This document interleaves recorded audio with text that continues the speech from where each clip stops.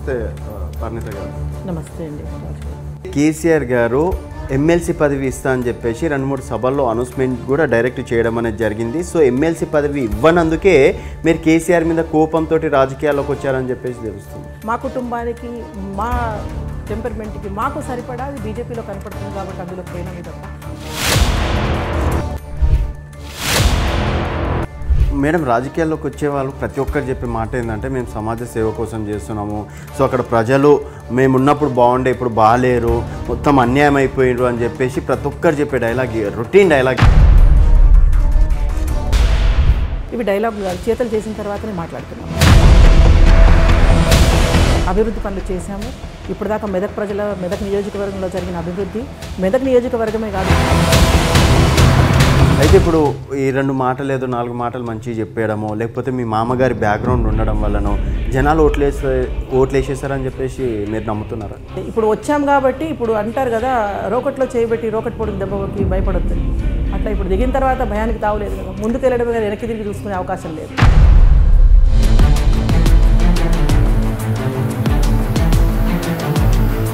ఇప్పుడు నాకు voluntary organisation ఉంది, నాకు ట్రస్ట్ ఉంది. దాని ద్వారా నేను అన్నదానము, విద్యాదానము, పెళ్లిళ్ళు, చదువులు ఇవన్నీ చేయిస్తున్నాను. నిస్వార్థం ఎంత గొప్పదో ఈ పదము రుజువు కట్ట. పద్మదేవేందర్ గారు దాదాపుగా 2 సార్లు గెలవడం అనేది జరిగింది. మళ్ళీ వారికి టికెట్ ఇవ్వడం అనేది కూడా జరిగింది. తర్వాత హరీష్ రావు గారు కావచ్చు, కేసీఆర్ గారు కావచ్చు, పక్కపక్క నియోజకవర్గాలు.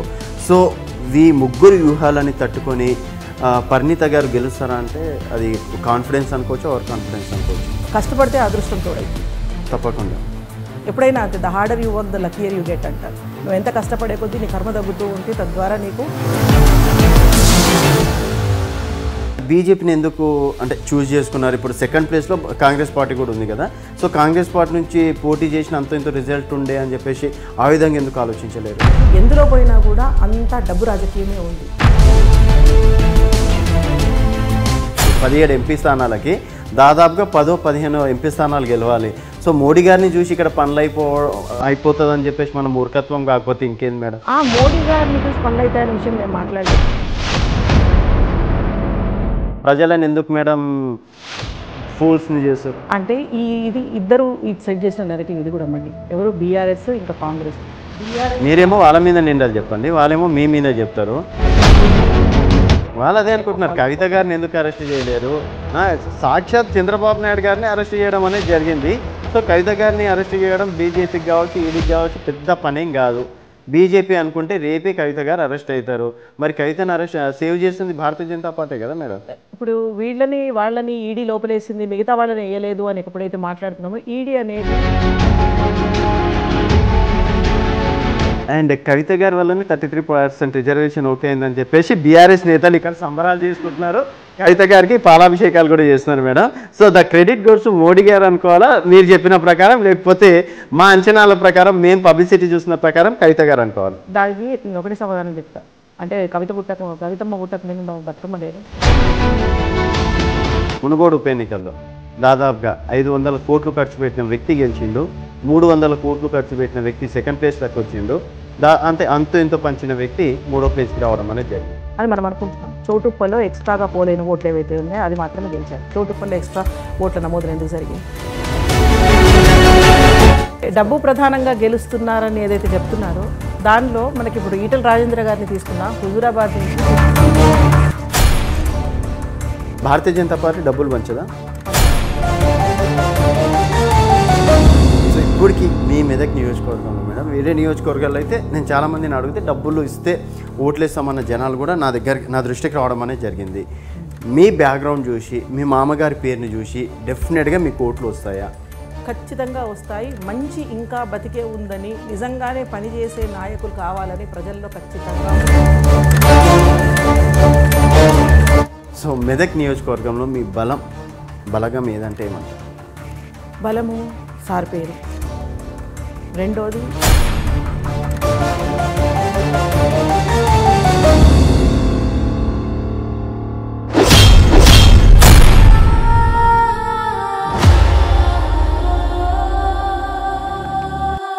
Welcome to vibrant TV. నేను మీ రాజు. ప్రస్తుతం మనతో పాటు కరణం రామచంద్రరావు గారి కోడలు కరణం పరిణిత సోమశేఖర్ గారు ఉన్నారు. నమస్తే మేడం.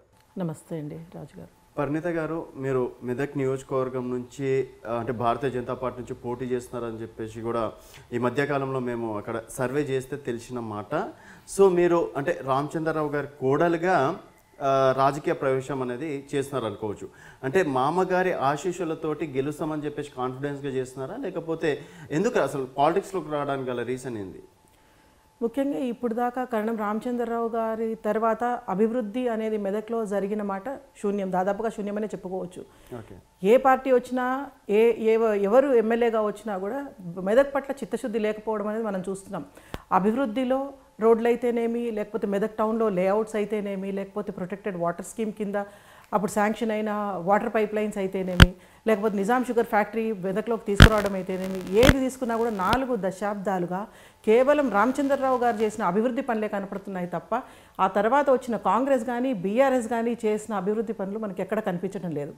అంటే ఆయన సిద్ధాంతాలు, ఆయన ఆశయాలు కొనసాగించడానికి, అదేవిధంగా ప్రజాసేవ, ఇప్పుడు సేవ అని చెప్తే అందరు సేవ అనే చెప్తున్నారు, కానీ మా గురుగారు ఒక మాట అంటారు, మనిషి పుట్టిన తర్వాత ఒక 10 మందికి ఉపయోగపడి చచ్చిపోవాలి, అదే మనిషి యొక్క జీవితానికి సార్థకత అని. అది మామూలు బేస్ చేసుకొని దాని మీద మా మామయ్య గారి ఆశయాలు, సిద్ధాంతాలు, ఆయన ఆశీర్వాదంతో ముందుకు తీసుకెళ్లాలనే ఆశపడుతున్నాను. దానికి బీజేపీలో నేను కూడా ఒక యాస్పిరెంట్ని, టికెట్ ఆశిస్తున్నాను. మోడీ గారి యొక్క చొరవ వల్ల, ఆయన యొక్క దృక్పథం వల్ల, మహిళల పట్ల ఆయనకున్న గౌరవం వల్ల 33% పార్లమెంట్లో ఇవాళ బిల్లు కూడా ఆమోదమైంది. దానికి మోదీ గారికి నా మనస్పూర్వక ధన్యవాదాలు, అందరు మహిళల తరఫున ధన్యవాదాలు. ఇప్పుడు 33% మహిళలకు వచ్చింది కాబట్టి నాకు వచ్చే అవకాశాలు చాలా మెరుగ్గా ఉన్నాయని చెప్పుకోవచ్చు. అయితే ఇన్ని రోజులుగా మీ అంటే మామయ్య గారి అభివృద్ధి జరగలేదు కదా, మరి 2014 అలాంటి సిచ్యువేషన్లోనే మీరు రాజకీయాల్లోకి రావచ్చు కదా. దాదాపుగా 21-22 సంవత్సరాలు ఎందుకు గ్యాప్ తీసుకున్నట్టు? 2002 నుంచి మీరు మళ్ళీ మెదక్ నియోజకవర్గం సైడ్ చూడలేదు. ఏదో ఇప్పుడు ఇంకా డైరెక్ట్ ఎమ్మెల్యే అయిపోవచ్చు అని చెప్పేసి కేవలం దురాశతోటి వస్తున్నారని చెప్పేసి నేను ఉంటాను. అంటే ప్రతి మనిషికి జీవితంలో చాలా మలుపులు తిరుగుతాయి, ప్రతి మనిషి జీవితం. మామయ్య గారు 2002లో చనిపోయిన తర్వాత కానీ, ఆయన ప్రతిగుండంగా కానీ ప్రతిసారి వీళ్ళ కుటుంబమేనా రాజకీయాల్లోకి, ఇంకెవరు లేరా, వీళ్ళు తప్ప చేసేవాళ్ళు ఎవరు లేరా, ఎందుకు వీళ్ళకే ప్రతిసారి ఇవ్వాలి అన్నప్పుడు మేము కూడా పార్టీ ఆశయాలకు, పార్టీ యొక్క అభిప్రాయాలకు, పార్టీ ఆదేశాలకు కట్టుబడి ఉన్న కుటుంబం. అందుకని ఎవరికి టికెట్ ఇచ్చినా మేము చేస్తామన్నాము. అప్పుడు తెలుగుదేశంలో ఇచ్చిన వాళ్ళకి సహకరించాము. ఇప్పుడు బీఆర్ఎస్ టీఆర్ఎస్లో ఉన్నప్పుడు వాళ్ళకి ఎవరైతే టికెట్ ఇచ్చారో వాళ్ళకి సహకరించి వాళ్ళకి స్వచ్ఛందంగా మేము సేవలు అందించాము.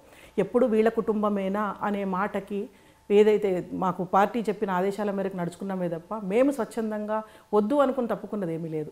ఓకే, సో మొత్తానికైతే అంటే పార్టీ ఆదేశాల మేరకు మీరు రాజకీయాల్లోకి రాలేరు. అంటే వారు వేరే వాళ్ళకి టికెట్ ఇవ్వడం వల్ల వాళ్ళకి సపోర్ట్గానే మేము ఉన్నాం తప్పితే ప్రత్యక్ష రాజకీయాల్లోకి మనకు వచ్చే అవకాశం లేకుండా అయింది. ఎందుకంటే పార్టీకి ఎప్పుడు ధిక్కరించి రెబల్గా వేయడమో లేకపోతే ఇండిపెండెంట్గా వేయడమో అనేది మన సిద్ధాంతం కాదు. ఎప్పుడైతే ఒక పార్టీని నమ్ముకొని ఉంటామో ఆ పార్టీతోనే ఉంటాం, కష్టమైనా నష్టమైనా అదే పార్టీతో ఉంటాం. అంటే కేసీఆర్ గారు ఎమ్మెల్సీ పదవి ఇస్తా అని చెప్పేసి 2-3 సభల్లో అనౌన్స్మెంట్ కూడా డైరెక్ట్ చేయడం అనేది జరిగింది. సో ఎమ్మెల్సీ పదవి ఇవ్వనందుకే మీరు కేసీఆర్ మీద కోపంతో రాజకీయాల్లోకి వచ్చారని చెప్పేసి తెలుస్తుంది. లేదు, ముందు నుంచి కూడా ఆర్ఎస్ఎస్ భావజాలాలు, ధర్మం పట్ల, దేశం పట్ల, సమాజం పట్ల ప్రతి మనిషికి నైతిక బాధ్యత ఉండాలనే ఆలోచన నాకుంది. దానికి ఆర్ఎస్ఎస్ భావజాలాలు అయితేనేమి, లేకపోతే బీజేపీ యొక్క ధర్మపరంగా ఉన్న, నేను మతతత్వం అనను, ఇది ధర్మపరంగా ఉన్న ఆలోచనలు ఏవైతే ఉన్నాయో దానికి అనుగుణంగా మా కుటుంబానికి, మా టెంపర్మెంట్కి మాకు సరిపడా అది బీజేపీలో కనపడుతుంది కాబట్టి అందులోకి పోయినామే తప్ప, లేకపోతే ఇవ్వకపోతే అప్పుడే వెళ్ళిపోవాలి. మేము 2014లోనే వెళ్ళిపోయే అవకాశాలు చాలా ఉన్నాయి, కానీ చేయలేదు కదా. ఎప్పుడైనా సరే ఇవ్వలేదనే కోపంతో బయటికి పోయేది ఇది. ఎందుకంటే రాజకీయ లబ్ధి కోసం చేస్తున్న పని కాదు కాబట్టి, సమాజం కోసం చేయాలనుకుంటున్నాం కాబట్టి, సమాజంలో నాకు రావాలి, నేను వచ్చి ఏదైనా ప్రజలకు చేయాలనే ఆలోచన నాకెంత ఉంటుందో ప్రజలకి కూడా వీళ్ళు వస్తే మాకు బాగుంటుంది అనే ఆలోచన కూడా అంతే ఉండాలి. మేడం, రాజకీయాల్లోకి వచ్చే వాళ్ళు ప్రతి ఒక్కరు చెప్పే మాట ఏంటంటే మేము సమాజ సేవ కోసం చేస్తున్నాము, సో అక్కడ ప్రజలు మేము ఉన్నప్పుడు బాగుండే ఇప్పుడు బాగాలేరు, మొత్తం అన్యాయం అయిపోయారు అని చెప్పేసి ప్రతి ఒక్కరు చెప్పే dialogue, routine dialogue madam. So మీరు ఒక ఉన్నత చదువులు చదివేసి కొన్ని కంపెనీలకి అంటే 2-3 కంపెనీలకు సీఈఓగా వర్క్ చేసి అంత గొప్ప లైఫ్ వదిలిపెట్టుకొని రాజకీయాల్లోకి దూరడం ఎందుకు మేడం? అంటే మీ క్రెడిట్ మీకు ఉంటుంది కదా, మళ్ళీ రాజకీయాలు అన్నప్పుడు తిట్లు ఉంటాయి, కోపాలు ఉంటాయి, కొట్టడాలు ఉంటాయి, ఇవన్నీ జరుగుతుంటాయి. ఈ బురద అంటే కుంటనే అనుకోవచ్చు, ఇది ఇలాంటి బురదలో పడడం మీకు అవసరమా? ఒకటి అందరూ చెప్పే డైలాగులు అన్నారు కదా, అది కొంచెం మనం సవరించుకుందాం. ఇవి డైలాగులు కాదు, చేతలు చేసిన తర్వాతనే మాట్లాడుతున్నాం. అభివృద్ధి పనులు చేశాము. ఇప్పటిదాకా మెదక్ నియోజకవర్గంలో జరిగిన అభివృద్ధి, మెదక్ నియోజకవర్గమే కాదు ఉమ్మడి రాష్ట్రంలో మీరు ఆంధ్రప్రదేశ్ మొత్తంలో ఎక్కడ చూసినా కూడా కర్ణం రామచంద్రరావు శిలాఫలకాలు దర్శనమిస్తాయి మీకు.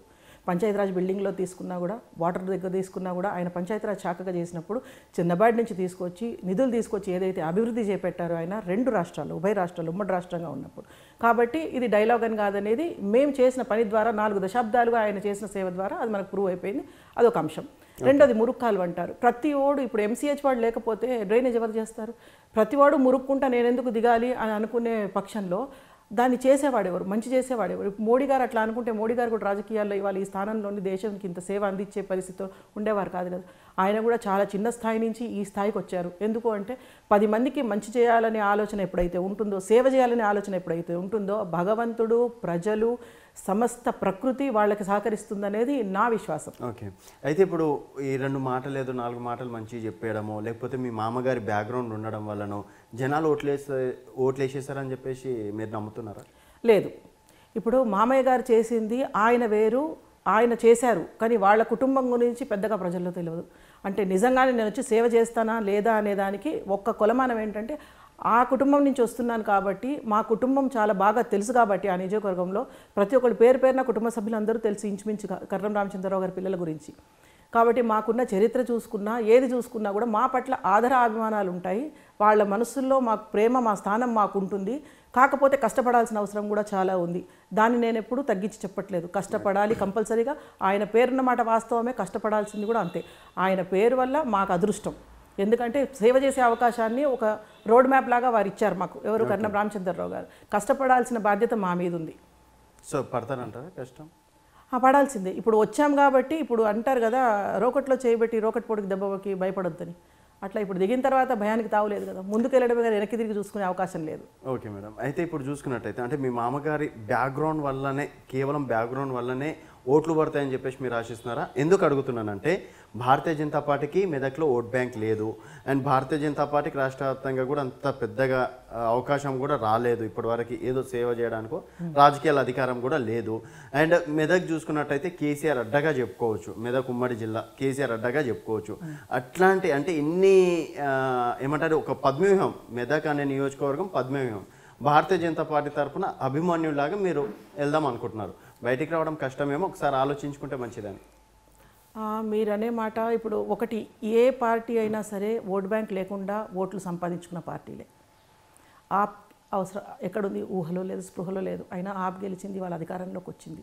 తెలుగుదేశం పార్టీ 1983లో వచ్చినప్పుడు కూడా తెలుగుదేశం ఓట్ బ్యాంక్ లేదు. ఏ పార్టీకి ఓట్ బ్యాంక్ అనేది ఉండదు. ఒక క్యాండిడేట్ని బట్టి, మన కష్టాన్ని బట్టి, పైన ప్రధానమంత్రిగా ఉన్నారు కాబట్టి ఆయన చేస్తున్న సంక్షేమ పథకాలు ఏవైతే ఉన్నాయో అవి కింద ప్రజల వరకు వెళ్ళిపోయినాయి కాబట్టి అది మా బలం. సరే, కర్ణం రామచంద్రరావు గారి కుటుంబం ఏదైతే ఉందో ఆయన పేరు, ఆయన చేసిన సేవ, ఆయన పరపతి అది నాకు ఉపయోగపడుతుంది. దాని తర్వాత మోడీ గారు ఇచ్చిన సంక్షేమ పథకాలు ఏవైతే ఉన్నాయో దాన్ని ప్రజల్లోకి తీసుకెళ్లడం రెండో విషయం. ఇంకా మూడో విషయానికి వస్తే ఇప్పుడు అవసరమా ఇది అని అన్నప్పుడు ఖచ్చితంగా అవసరమై ఎక్కడో చోట ప్రతి మనిషి తన వంతు సహకారాన్ని సమాజానికి అందించాలి. రాజకీయం అనేది రిటర్న్ ఆన్ ఇన్వెస్ట్మెంట్ లాగా చూసే పద్ధతి కాదని, పరిస్థితి కాదని, మనం ఏదన్నా ప్రజలకి సేవ చేయాలని మనకి ఇచ్చిన భగవంతుడు ఇచ్చే అవకాశం. ఇప్పుడు నాకు వాలంటరీ ఆర్గనైజేషన్ ఉంది, నాకు ట్రస్ట్ ఉంది. దాని ద్వారా నేను అన్నదానము, విద్యాదానము, పెళ్ళిళ్ళు, చదువులు ఇవన్నీ చేయిస్తున్నాను. కానీ నా రీచ్ చాలా తక్కువ. నేను అందరినీ అయినంత పెద్ద మొత్తంలో నేను సహాయం చేయలేను. అదే రాజకీయంగా ఉన్న దానికి తోడైతే ఎంతైనా చేయొచ్చు. అది మా కుటుంబం ఆల్రెడీ నిరూపించింది. అయితే మీరు పదే మాట ఏంటంటే రామచంద్ర గారు చాలా సంక్షేమ అభివృద్ధి చేశారని చెప్పేసి ఈ జనరేషన్లో కూడా గుర్తుపెట్టుకుంటున్నారా మేడం? ఎందుకంటే ఈరోజు చేసిన మంచి రేపే మర్చిపోతున్నారు. ఇప్పుడు జనాలు అట్లా తయారైపోయినారు. అట్లాంటిది అప్పుడెప్పుడో 2000 సంవత్సరం నాటి ముచ్చట దాదాపు 22 సంవత్సరాలు అయిపోయింది. ఇంకా వారు చేసిన అభివృద్ధి మమ్మల్ని నడిపిస్తాయి, ఇంకా వారు చేసిన అభివృద్ధి ప్రజల లోపల ఉందంటే కొంచెం నాకెందుకో నమ్మబుద్ధి కావట్లేదు. సరే, ముఖ్యంగా ఒక విషయం చెప్పుకుందాం మనం. శ్రీకృష్ణదేవరాయలు తెలుసా ఇప్పుడున్న జనరేషన్కి? తెలుసు. ఎందుకు తెలుసు? ఆయన రాజు మంచి చేశాడు కాబట్టి గుర్తుంచుకున్నారు. మంచి అనేది, కీర్తి అనేది మంచి చేస్తే వస్తుంది.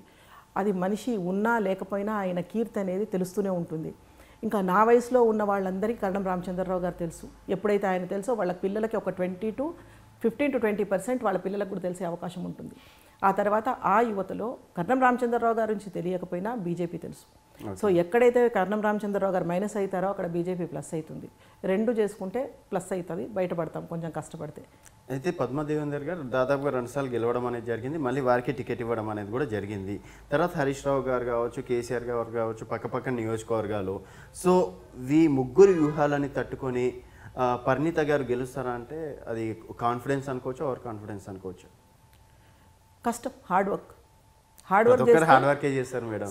రాజకీయాల్లో దిగేటప్పుడు ప్రతి ఒక్కరు హార్డ్ వర్క్. ఒక మాట చెప్తారు, సాధనా సాధ్యతే సర్వం అని చెప్తారు. అంటే సాధన ద్వారా, కష్టం ద్వారా ఏదైనా సాధించుకోవచ్చు. గెలుస్తామా అంటే ప్రతి మనిషి గెలుస్తాననే ఉద్దేశంతోనే ముందుకు పోవాలి, వాళ్ళైనా నేనైనా కూడా. వ్యూహాలు అంటారా, భగవంతుడు అనేవాడు చాలా గొప్పవాడు, ఎవరి ఆలోచన వాళ్ళకు ఉంటుంది, కానీ ఆయనకు ఒక ఆలోచన ఉంటుంది. దాని మీద విశ్వాసంతో నేను ముందుకు పోతున్నాను. మీరు అదృష్టాన్ని నమ్ముకున్నారా, కష్టాన్ని నమ్ముకున్నారా? కష్టపడితే అదృష్టం తోడవుతుంది తప్పకుండా. ఎప్పుడైనా అంతే, the harder you work the luckier you get అంటారు. నువ్వు ఎంత కష్టపడే కొద్దీ నీ కర్మ తగ్గుతూ ఉంటే తద్వారా నీకు అదృష్టం కూడా పెరుగుతూ ఉంటుంది. మీ సపోర్ట్ ఎవరు మేడం? అంటే రాష్ట్ర రాజకీయాల్లో, అంటే మొదటిసారిగా రాజకీయాల్లోకి వచ్చారు కదా, సో అక్కడ బీజేపీలో మీరు ఎవరిదైనా వర్గం ఉందా? ఇప్పుడు వర్గపోరు బాగా నడుస్తుంది కదా బీజేపీ. లేదు, వర్గం ఏం లేదండి, అందరూ లీడర్లే. అందరు లీడర్లతోనూ నాకు మంచి సంబంధాలు ఉన్నాయి. అందరి దగ్గరికి వెళ్తాను, అందరినీ కలుస్తాను. వర్గం ఏం లేదండి. రాజకీయాలు చేయడానికి వర్గము, వర్ణము, కులము, మతము అవసరం లేదు. మేడం మీరు ఇంత బ్యాక్గ్రౌండ్ ఉన్న వాళ్ళు, కేసీఆర్ ఒకప్పుడు రామచందర్ గారికి చాలా సన్నిహితుడు, అండ్ ఇదే ఇంట్లోకి కూడా కేసీఆర్ గారు చాలా సార్లు వచ్చారు, చాలా సందర్భాల్లో కూడా రావడం అనేది కూడా జరిగింది. టీడీపీ హయాం నుంచి చంద్రబాబు అంటే మీ మామగారికి కేసీఆర్ గారికి మంచి సన్నిహితం ఉంది. ఆ బ్యాక్గ్రౌండ్ పెట్టుకుని అదేదో బీఆర్ఎస్లోకి ఉంటే పార్టీకి ఏదో పొజిషన్ అయితే వచ్చేదిగా మేడం. అంటే ఇప్పుడు బీఆర్ఎస్లో ఇప్పుడు ఏమైపోయిందండి, ముందు డీలిమిటేషన్ అయిపోయిన తర్వాత రామాయంపేట, మెదక్ 2 నియోజకవర్గాలు ఉండేవి కదా, రెండింటి కలిపి ఒక ఎమ్మెల్యే అయిపోయాడు. ఒక ఎమ్మెల్యే అయిపోయినప్పుడు ఆల్రెడీ వాళ్ళు ఎప్పుడైతే తెలంగాణ ఉద్యమం మొదలుపెట్టారో అప్పటి నుంచి ఉన్న సభ్యులు ఎవరైతే ఉన్నారో వాళ్ళని అకామిడేట్ చేసుకుంటూ వచ్చారు. సరే, సాన్నిహిత్యం వేరు, రాజకీయం వేరు, అది మీకు బాగా తెలుసు నాకంటే కూడా.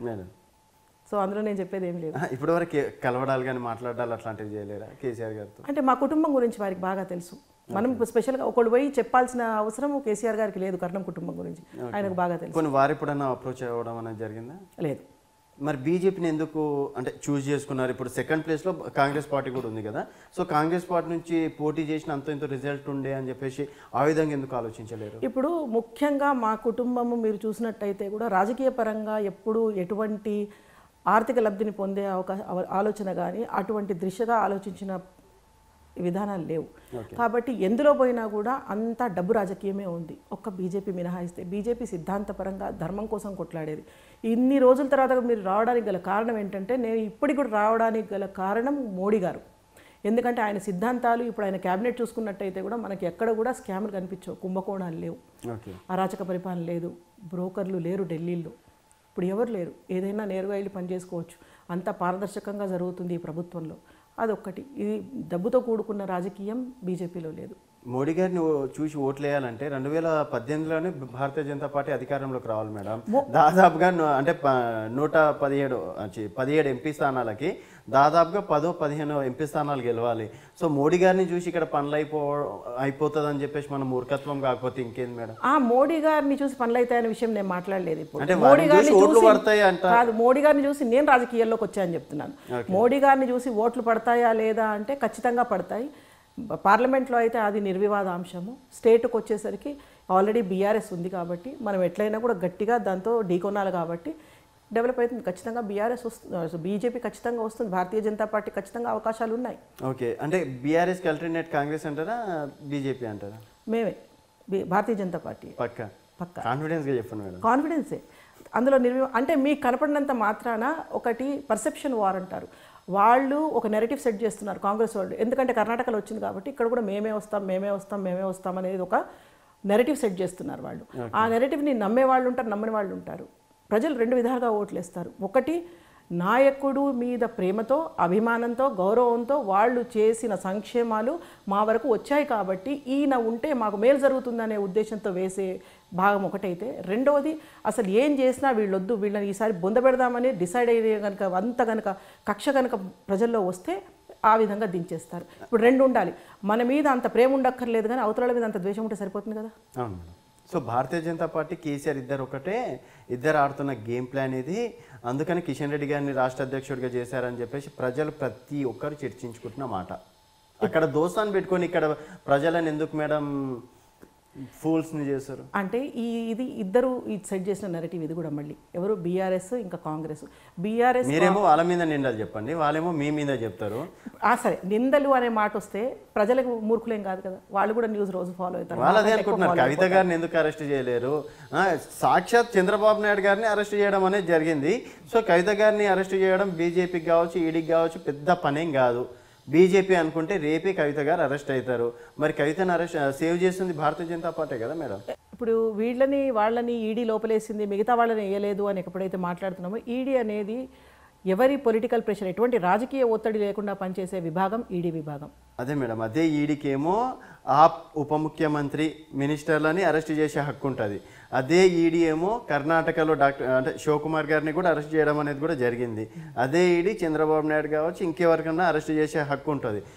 అంటే 28 రాష్ట్రాల్లో పెద్ద పెద్ద వాళ్ళని ఎక్స్సీఎంలను కూడా అరెస్ట్ చేసే అధికారం ఉంటుంది, కానీ కవిత గారిని అరెస్ట్ చేసే అధికారం మాత్రం ఉండట్లేదు. అంటే ఉండట్లేదంటే ఇప్పుడు మనం ప్రతిదీ ఒక్క కోణ నుంచి చూడాలనుకున్నప్పుడు మనకు అదే కనిపిస్తుంది. పచ్చకామెరలోకి లోకమంతా పచ్చగంటారు కదా, అట్లా మనం చూడాలనుకుంటున్నది పార్టీ అద్దాలు పెట్టుకొని చూడాలనుకుంటున్నప్పుడు అంతా బీజేపీ అని అనిపిస్తుంది. కానీ ఎప్పుడైతే మీరు నిష్పక్షపాతంగా కనుక చూడాలనుకున్నప్పుడు అందులో ఏదైనా సరే ఈడీ అయినా కూడా ఆషామాషిగా ఎవరిని లోపలేయదు, ఆషామాషిగా కేసులు పెట్టదు. ఈడీ అనేది ఒక బాధ్యత గల డిపార్ట్మెంట్ కాబట్టి వాళ్ళు ఖచ్చితంగా ఆధారాలను పరిశీలించి వాళ్ళకు వచ్చిన ఏదైతే డేటా ఉంటుందో దాన్ని బేస్ చేసుకొని పోతారు. ఇప్పుడు అందులో ఉన్నవాళ్ళు అదృష్టమో దురదృష్టమో ఒక పార్టీకి చెందిన వాళ్ళు అయితే అది బీజేపీకి ఏం సంబంధం?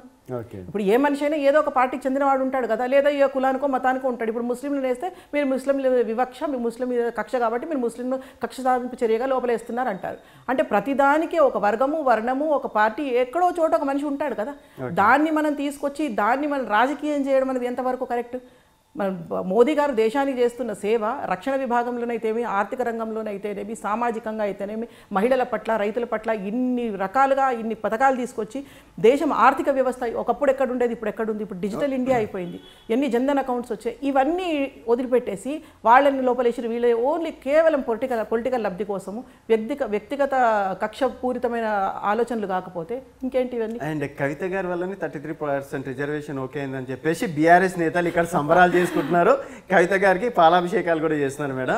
So the credit goes to Modi గారు అనుకోవాలా మీరు చెప్పిన ప్రకారం, లేకపోతే మా అంచనాల ప్రకారం మేము పబ్లిసిటీ చూసిన ప్రకారం కవిత గారు అనుకోవాలి? దానికి నేను ఒకటే సమాధానం చెప్తా. తెలంగాణలో బతుకమ్మ నేను వస్తేనే తెలుసు అంటే ఎట్లుందో హాస్యాస్పదంగా విమెన్స్ రిజర్వేషన్ బిల్ కూడా అంతే. అంటే కవితమ్మ పుట్టక ముందు మనకు బతుకమ్మ లేదా? కవిత గారు రాకముందు బతుకమ్మ పండుగ లేవా, చేసుకోలేదా? కొన్ని వందల వేల ఏళ్ళ నుంచి మనం బతుకమ్మ పండుగ చేసుకుంటున్నాం తెలంగాణలో. ఇవాళ నేను బతుకమ్మ ఆడితేనే నీకు బతుకమ్మ, నేను పుట్టకపోతే నీకు పెళ్ళమే దొరకకపోయేది అన్నారంటే వెనకటికి. అట్లా ఉంది పరిస్థితి. ఈ 33% రిజర్వేషన్ అనేది చిత్తశుద్ధి లేకపోవడం వల్ల ఇప్పటిదాకా జరగలేదు. 70 సంవత్సరాలు కాంగ్రెస్ పరిపాలన చేసినప్పుడు ఇది ఆమోదించలేదా, ఇది చేయలేదా? ఎన్నో రిజర్వేషన్స్ తీసుకొచ్చారు, మైనారిటీస్కి అయితేనేమి, మిగతా ఎస్సీ ఎస్టీలకు అయితేనేమి, ఎకనామికలీ బ్యాక్వర్డ్కి అయితేనేమి, చాలా విషయాలు వాళ్ళు చేశారు. చేసినప్పుడు ఈ మహిళా బిల్లు ఎందుకు పెట్టలేదు? ఎందుకని పెట్టలేదు? అప్పుడు పెట్టుండొచ్చు కదా. కంటి తుడుపు చర్య కింద పెట్టేసి పక్కకు నెట్టేశారు తప్పితే ఇప్పుడు దాకా చేసిన దాఖలాలు లేదు కదా. ఇప్పుడు బీజేపీ చేసిన తర్వాత మేము చేసాం అనుకోవడమే. మొన్న కూడా కనీసం ఈ మధ్యకాలంలో ఎవరైనా అడిగారా 33% బిల్ గురించి? మహిళల గురించి ఎవరైనా మాట్లాడారా? లేదు. వచ్చిన తర్వాత నేను చేశానని చెప్పుకోవడం అది ఇంకా మంచి జరిగితే నేను, చెడు జరిగితే మీ బాధ్యత అని ఇప్పుడున్న పొలిటికల్ సిచ్యువేషన్ అంతా అట్లాగే ఉంది కదా. ఓకే మేడం, అంటే దేశ రాజకీయాలు పక్కన పెడితే మెదక్లో మీరు పోటీ చేస్తున్నారు కాబట్టి మెదక్ నియోజకవర్గంలో దాదాపుగా ఒక 10 కీలకమైన ఇష్యూస్ అనేది ఉన్నాయి. ప్రజల 10 ఇష్యూలతోటి బాధపడుతున్నారు. అసలు ఆ ప్రాబ్లమ్స్ ఏందో మీరు ఎప్పుడన్నా వెళ్ళి చూడడం అనేది జరిగిందా?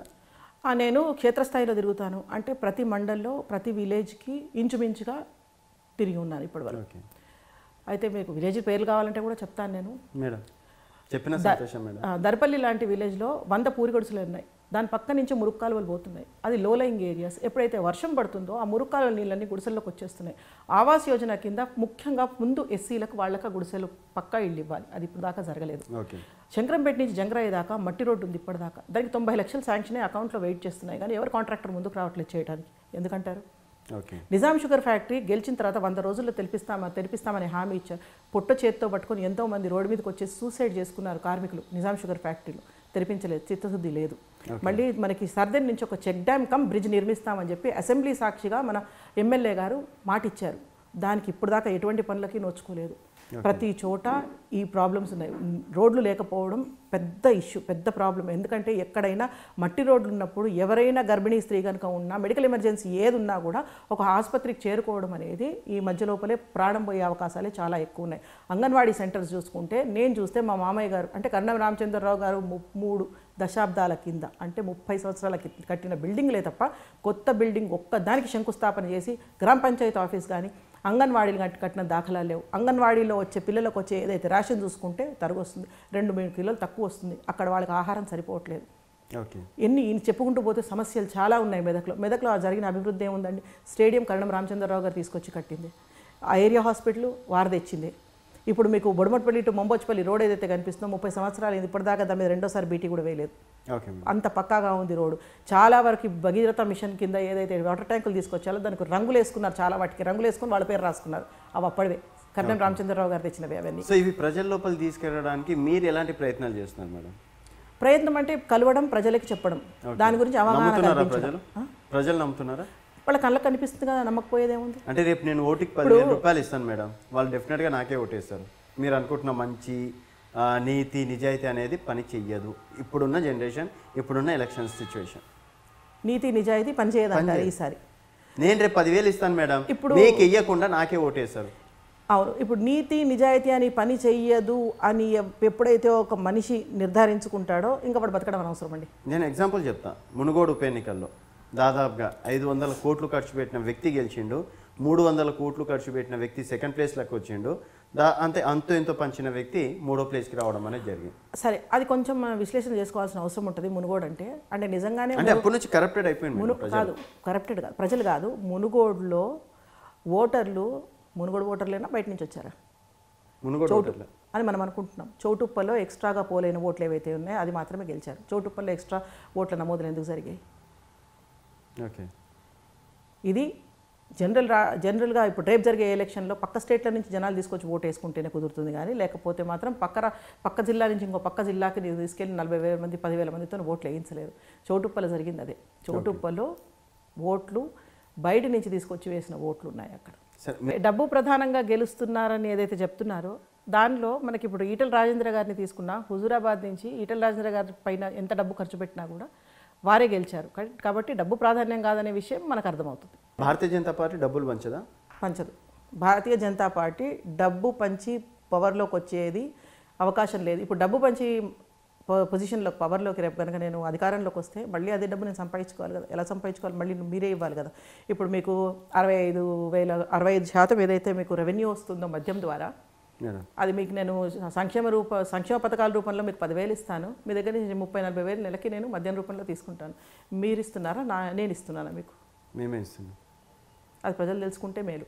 సో ఇప్పటికి మీ మెదక్ నియోజకవర్గంలో మేడం, వేరే నియోజకవర్గాల్లో అయితే నేను చాలామందిని అడిగితే డబ్బులు ఇస్తే ఓట్లేస్తామన్న జనాలు కూడా నా దృష్టికి రావడం అనేది జరిగింది. మీ బ్యాక్గ్రౌండ్ చూసి, మీ మామగారి పేరుని చూసి డెఫినెట్గా మీకు ఓట్లు వస్తాయా? ఖచ్చితంగా వస్తాయి. మంచి ఇంకా బతికే ఉందని, నిజంగానే పనిచేసే నాయకులు కావాలని ప్రజల్లో ఖచ్చితంగా ఉంది, ఖచ్చితంగా వస్తుంది. మంచిని నమ్ముకునేవాడు ఎప్పుడూ కూడా మోసపోడు. ఖచ్చితంగా గెలుస్తాము. మేడం, నేను ఇదే కెమెరా తీసుకొని రేపు మీ వెంబడి వస్తా, ఒక మీటింగ్ పెడదాం జనాలని. స్వచ్ఛందంగా ఎంతమంది వస్తారో, పైసలు ఇచ్చి ఎంతమంది వస్తారో చూద్దాం. డెఫినెట్గా అప్పుడు మీరు ఓడిపోతాను మేడం. అయితే ఒకటి, పైసలు ఇచ్చి వచ్చేవాళ్ళు 70 మంది ఉండొచ్చు, స్వచ్ఛందంగా వచ్చేవాళ్ళు 10 మంది ఉండొచ్చు, కానీ నాకు ఓట్లు వేసేవాళ్ళు 80 మంది. వీళ్ళు ఇద్దరు వేస్తారు. 80 మంది వేస్తారు. ఎందుకంటే ఇప్పుడు వాళ్ళకు కూడా అర్థమైంది ఈ డబ్బులు మావే తీసుకుంటున్నారు, ఇచ్చినప్పుడు మేము ఎందుకు తీసుకోవద్దని. డబ్బులు తీసుకున్నంత మాత్రాన ఓటేస్తారనే గ్యారంటీ ఏముంది? ఓకే, ఎందుకు వాళ్ళ డబ్బులు తీసుకొని మీరు వాళ్ళకే తిరిగి ఇస్తున్నారు, అది ప్రజలకు తెలియదు. అంటే వాళ్లకు లెక్కలు రావా? మీరు లెక్కలు నేర్పిస్తేనే వాళ్ళు లెక్కలు నేర్చుకుంటున్నారా? ఇప్పుడు రుణమాఫీ చేశారు, రుణమాఫీ చేసిన తర్వాత దాని వడ్డీ ఎవరిస్తారు? 6 ఏళ్ల తర్వాత 1,60,000 అయింది. మీరు 60,000 ఇస్తున్నారు. 1,00,000 రూపాయలు లేకపోతే 70,000 ఆ రైతు కట్టుకోవాల్సిన అవసరం ఉంది. అంటే వాళ్ళకి లెక్కలు తెలియదా? కాబట్టి డబ్బులు తీసుకుంటారు. ఎవరి డబ్బులు? వాళ్ళ డబ్బులే కదా. వాళ్ళ డబ్బులు వాళ్ళు తీసుకుంటున్నారు. మీరేం జేబులో నుంచి ఇవ్వట్లేదు, మీ ఆస్తులు ఏం కరిగిపోవట్లేదు మీరు ప్రజలకు ఇచ్చినంత మాత్రాన. మీరు ప్రజలకి ఓటు 10,000 పంచినా కూడా మీ 1,00,000 కోట్ల ఆస్తి 5,000 కోట్లకు రావట్లేదు కదా. 1,00,000 కోట్ల ఆస్తి అంతే ఉంటుంది. ఎక్కడి నుంచి వస్తున్నాయి మరి డబ్బంతా? ఎక్కడి నుంచి పంచుతున్నారు మీరు ప్రజలకి? ఓకే, ఇప్పుడు కాంగ్రెస్ పార్టీ కొత్తగా స్కీమ్లు తీసుకొచ్చింది మేడం. అంటే మనం దోచుకోవడాల టాపిక్ వచ్చింది కాబట్టి 500 రూపాయల గ్యాస్ సిలిండర్, 5 లక్షల రూపాయలు ఆరోగ్యశ్రీ సంథింగ్, తర్వాత 15,000 రైతులకి పెన్షన్లు, 4,000 రూపాయలు పెన్షన్, ఇప్పుడు 2,000 4,000 రూపాయలు. మరి ఇంట్లో ఆడపిల్ల ఉన్నా సరే 2,500 రూపాయలు మహిళలకు ఫ్రీ బస్ సౌకర్యం మేడం. సో ఇన్ని ఉచిత హామీలు ఉండగా నేను కాంగ్రెస్కే ఓటేస్తాను, బీజేపీకి ఎందుకు ఓటేయాలి? కాకపోతే కొంచెం ప్రజల్లో అవగాహన చైతన్యం కల్పించాల్సిన అవసరం ప్రతి నాయకుడికి ఉంది, ప్రతి చదువుకున్న పౌరుడికి ఉంది, మీకు కూడా ఉంది.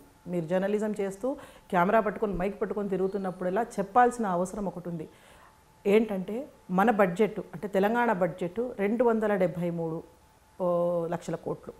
వీళ్ళు ఇచ్చిన హామీలకు అయ్యే ఖర్చు 250 లక్షల కోట్లు. అంటే దాదాపుగా 95% హామీల కింద పోతుంది. నాకేం పని అంటే మరి ఇప్పుడు మాకు నెత్తికి 150,000 రూపాయల అప్పు ఉంది అని మాట్లాడుతున్నారు ప్రజలు. అంటే తెలుగునే మాట్లాడుతున్నారా? వాళ్ళకి తెలుసు కదా. ఇప్పుడు కాంగ్రెస్ వస్తే అదే అప్పు 3 లక్షలు అవుతుంది నెత్తికి పర్ హెడ్. తెలియదని ఎట్లా అనుకుంటాం? ఇప్పుడు వాళ్ళు డబ్బులు కాదు ఈ లెక్క మేడం, మీరు చదువుకున్న వ్యక్తి కాబట్టి మీరు లెక్కలన్నీ మాట్లాడుతున్నారు మేడం. నాకు చదువు రాదు, సో నాకు ఆ 2,500 రూపాయలు చాలా పెద్దగా కనిపిస్తున్న అమౌంట్. సో నేను అక్కడ సైడే అట్రాక్ట్ అవుతాను తప్పించి మోడీ గారు ఎంతగానం చేస్తున్నారు, మోడీ గారు డిజిటల్ ఇండియా చేస్తున్నారు, భారతీయ జనతా పార్టీ నీతి నిజాయితీ గల పార్టీ అంటే నాకెందుకు మేడం? నాకు ఈరోజు పూట గడిచిందా అంతే. ఒక సామాన్యుడు ఆలోచించే మాట. సరే, మీకు ఇంకో విషయం చెప్తాను. సామాన్యుడు ఆలోచించే మాటలో ఇంకో మాట కూడా ఉంది. ఇప్పుడు మీకు రైతు బంధు అనేది వేస్తున్నాడు. రైతు బంధు ఒకటి మాత్రమే వేస్తున్నాడు మొన్నటిదాకా. దానికి అయ్యే ఖర్చు 17,000 కోట్లు. సరేనా? ఎత్తేసిన సబ్సిడీలు అవి మాత్రం రైతుకు తెలుస్తున్నాయి కదా. ట్రాక్టర్ ఇంప్లిమెంట్స్, అగ్రికల్చర్ ఇంప్లిమెంట్స్ మీద సబ్సిడీలు ఎత్తేసిండు, డ్రిప్ మీద సబ్సిడీ ఎత్తేసిండు, సీడ్స్ మీద సబ్సిడీ ఎత్తేసారు, మన ఎరువుల మీద సబ్సిడీ ఎత్తేసారు. అగ్రికల్చర్కి సంబంధించిన ప్రతిదాని మీద సబ్సిడీ ఎత్తేసాడు. అదైతే రైతుకు తెలుసు కదా. అది మీరు నేను చెప్పాల్సిన అవసరం లేదు కదా. నీతి నిజాయితీ మాట్లాడక్కర్లేదు కదా. లెక్కలు వేసుకున్నప్పుడు ఇవాళ నేను ఇల్లు కొనుక్కున్నానా, మెళ్ళో ఒక తులం బంగారం ఉందా, చెవులకు నా కమ్మలు ఉన్నాయని చూసుకునే మహిళలే ఉంటారు తప్ప ఉన్న పుస్తలతాడు కూడా తీసుకుపోయి గిరివి పెట్టేసి ఉన్న ఇంట్లో డ్వాక్రా దాంట్లో తీసుకున్న లోను కట్టుకునే పరిస్థితికి వచ్చిన తర్వాత వాళ్ళకి అర్థం కాదంటారా? ఈ లెక్కలు అర్థం కావంటారా? సరే, ఇప్పుడు నేను బీఆర్ఎస్ పార్టీకి ఆపోజిట్గానే ఉన్నాను మేడం. ప్రభుత్వం నాకు ఏం చేయట్లేదు, అంతా దోచుకుంటుంది. సో నేను ఆల్టర్నేట్గా కాంగ్రెస్ పార్టీ సైడ్ చూస్తాను, కానీ బీజేపీ థర్డ్ ప్లేస్లో ఉన్న బీజేపీ నేను ఎందుకు చూస్తాను? బీజేపీని ఎందుకు చూస్తారంటే 70 సంవత్సరాలు కాంగ్రెస్ పరిపాలన కూడా వాళ్ళు చూస్తున్నారు. ఇంతకుముందు చెప్పాను కదా. ఒకటి, మీ మీద ప్రేమన్నా ఉండాలి, అంటే మోడీ గారి మీద ఉన్నంత ప్రేమన్నా ఉండాలి మీకు ఓటేయాలంటే, లేకపోతే వేయకూడదు అనేంత ద్వేషం పక్క నాయకుడి మీదన్నా ఉండాలి.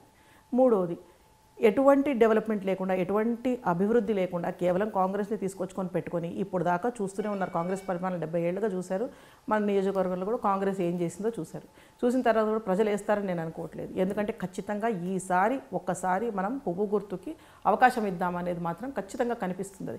అది చెవులు కళ్ళు అన్నీ తెరుచుకొని వింటే తెలుస్తుంది. అంత వినాల్సిన అవసరం మాకేంటి అంటే ఈవీఎం వచ్చిన తర్వాత లెక్కేసుకోవచ్చు. ఓకే, అండ్ ఇదే మెదక్లో మిమ్మల్ని ఎవరైనా గుర్తుపడుతున్నారా మేడం? గుర్తుపడతారు. ఎందుకు గుర్తుపడతారు? చాలామంది గుర్తుపడతారు. ఓకే, ఒకటి సార్ పేరు చెప్పుకొని స్టార్టింగ్ నుంచి కూడా నేను అందరినీ కలిసి ఉన్నాను. ఆ తర్వాత నేను కలవడం వల్ల ఇప్పుడు నాకు కూడా గుర్తింపు పెరిగింది, మెదక్లో ఖచ్చితంగా పెరిగింది. అందులో అది నిర్వివాదాంశం. సో మెదక్ నియోజకవర్గంలో మీ బలగం ఏదంటే ఏమంటారు? బలము సార్ పేరు. ఓకే. రెండోది నా కష్టం, నేను కష్టపడతాను. మోడీ గారు చేసిన సంక్షేమ పథకాలు మా అన్నిటికంటే పెద్ద బలం ఏంటంటే, మీరు ఓటు వేయకున్నా కూడా మేము ఇంత సంక్షేమ పథకాలు అందించి మీకు ఇంత సేవ చేస్తున్నాం, ఓటేస్తే ఎంత సేవ చేస్తాం మీరే ఆలోచించుకోండి.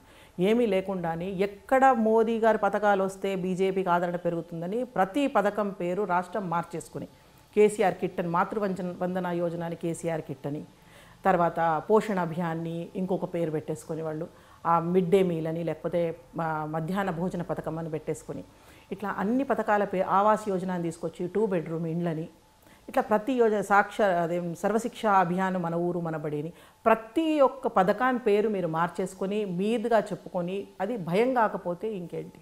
ఓకే, అంటే మీకున్నంత ఇంట్రెస్ట్ భారతీయ జనతా పార్టీకి రేపు రావాలని చెప్పేసి రాష్ట్ర అధినాయకత్వానికి లేదేమో అనిపిస్తుంది నాకు ఇప్పుడున్న సిచ్యువేషన్ చూసుకున్నట్టయితే. అంటే ప్రతిదీ మనకు కనపడేదే నిజం, కనపడింది అబద్ధం, కనపడింది ఇంకోటి ఏదో, మనకు తెలియంది, మనకు ఊహకందంది చాలా ఉంటుంది. ఎందుకంటే మనం చూసేది మన స్థాయిలోనే చూస్తాం. టనల్ విజన్ అంటాం కదా, ఇట్లాగే చూడగలుగుతాం. కానీ ప్రతిదీ చేస్తే ఏ రకంగా మనకి ఉపయోగపడుతుందని ఆలోచన అధిష్టానం అనుకుంటుంది. లేకుండానే వాళ్ళు 2 సార్ల నుంచి గెలుస్తూ ఇక్కడ మన ఢిల్లీలో పరిపాలన చేయట్లేదు కదా. సో ఫైనల్గా ఏం చెప్తారు మేడం? కొత్తగా రాజకీయాలు ఖచ్చితంగా భారతీయ జనతా పార్టీ వస్తుంది. మా కుటుంబాన్ని ఆదరించినట్లయితే మళ్ళీ ఏదైతే కర్ణం రామచంద్రరావు గారి హయాంలో కార్యకర్తలకు కానీ ప్రజలకు కానీ ఎటువంటి భేదభావాలు లేకుండా ఏదైతే అందించామో సేవల్ని ప్రజలకి అది కొనసాగిస్తాం. ఓకే మేడం, డెఫినెట్గా మేము కూడా త్వరలో మెదక్ నియోజకవర్గంలో కూడా వెళ్తాం. అంటే మీ మామగారు చేసిన అభివృద్ధి ఎంత ఉంది, అక్కడ ప్రజలు ఏమనుకుంటున్నారు అనేది డెఫినెట్గా మళ్ళీ మీతో ఇంటర్వ్యూ చేసి మీకే వినిపిస్తాను మేడం. అప్పుడు మీరు పగటి కళలుగా అంటున్నారా లేకపోతే రియాలిటీలో బతుకుతున్నారా, డ్రీమ్స్లో బతుకుతున్నారా అనేది మీకు క్లియర్గా అర్థమవుతుంది. అర్థమయ్యేటట్లు కూడా చేస్తాం. మీరు అనుకున్నంత ఈజీగా రాజకీయాలు లేవు తెలంగాణలో. మీరు అనేది వాస్తవం. పగటి కళ్ళు ఎవరు అంటారంటే పగలు పడుకునేవాడు అంటాడు. మేము కష్టపడి తిరుగుతున్నాం కానీ పగటి కళ్ళు కానీ అవకాశం లేదు. కళ్ళని సాకారం చేసుకునే అవసరం కూడా లేదు. ఎందుకంటే ఒక ఆలోచన పెట్టుకొని ఈ విధంగా అభివృద్ధి కానీ ఈ విధంగా కానీ సేవ కానీ చేద్దామనుకొని ఏదైతే ప్రణాళిక వేసుకున్నామో ఇప్పుడు నేను చేస్తున్న మా ట్రస్ట్ ద్వారా చేస్తున్న పనులు అయితే ఏవి ఉన్నాయో అవి ఎట్లా చేయగలుగుతున్నానో ఇవి చేయగలుగుతాం. కాకపోతే ప్రజలు అవకాశం ఇస్తారంటే ఖచ్చితంగా ప్రజలు అవకాశం ఇస్తారు. మంచి ఇంకా బతికే ఉంది. ఇంకా ఈ కలియుగ అంతం కాదు, కలియుగం ఆరంభం మాత్రమే. 4 పాదాలు ఉంటాయి కలియుగంలో, ఇది మొదటి పాదంలో 5000 సంవత్సరాలు మాత్రమే. కాబట్టి ఖచ్చితంగా ఉంది, మంచి ఉంది అనే దానికి నిదర్శనం చెట్లు ఇంకా పెరుగుతున్నాయి. పోను చెట్లు కూడా పెరగవు. కాబట్టి ఖచ్చితంగా ఉంది, మంచికి అవకాశం ఉంది. ఖచ్చితంగా మంచిని జనాలు ఆదరిస్తారు. ఇప్పుడు ప్రత్యామ్నాయం లేకపోవడం వల్ల లీడర్లు అయిపోయి మాకే ఉంది ఇదంతా అనుకోవడం మూర్ఖత్వం. చూద్దాం మేడం, త్వరలో అయితే డెఫినెట్గా మళ్ళీ ఇంకోసారి ఇంటర్వ్యూ చేసేటప్పుడు తప్పకుండా చూద్దాం madam. Thank you madam. Thank you so much. So ఇది పరిణీతి గారితో స్పెషల్ ఇంటర్వ్యూ. మరొక గెస్ట్తో మళ్ళీ కలుద్దాం. చూస్తూనే ఉండండి వైబ్రాంట్ టీవీ.